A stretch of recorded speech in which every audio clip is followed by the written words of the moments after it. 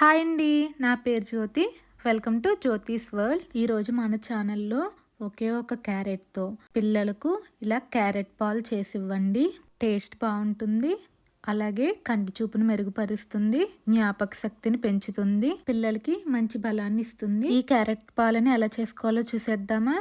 ముందుగా ఒక క్యారెట్ని ఇలా పీల్ ఆఫ్ చేసుకుని చిన్న చిన్న ముక్కలుగా కట్ చేసుకుని పక్కన పెట్టుకోవాలి.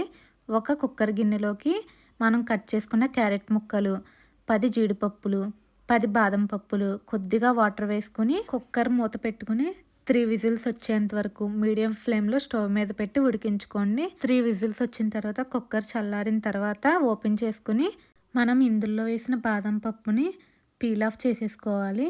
ఇలా బాదం పప్పులన్నిటిని పీల్ ఆఫ్ చేసేసుకున్న తర్వాత ఈ వాటర్తో సహా ఈ క్యారెట్ ముక్కలు, బాదం పప్పు, జీడిపప్పు అన్నిటినీ కూడా మిక్సీ జార్లో వేసుకుని ఒకసారి మిక్సీ పట్టుకోండి.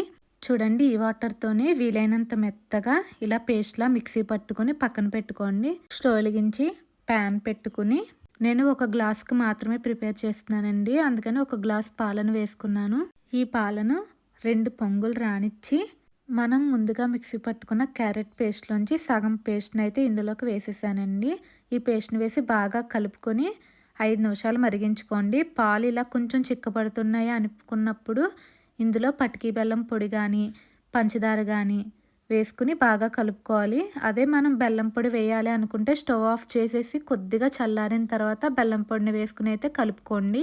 మా అబ్బాయికి బెల్లం పొడి ఫ్లేవర్ నచ్చదండి, సో అందుకని నేను పటికీ బెల్లం పొడిని అయితే వేసుకుని బాగా కలుపుకొని స్టవ్ ఆఫ్ చేసేసుకుని మనం ఈ మిశ్రమంలోని జీడిపప్పు, బాదం పప్పుల్ని కలుపుకుని ఈ పాలని వేడివేడిగా అయినా తాగొచ్చు, లేదు అంటే ఫ్రిడ్జ్లో పెట్టుకొని చల్లగా అయినా తాగొచ్చు.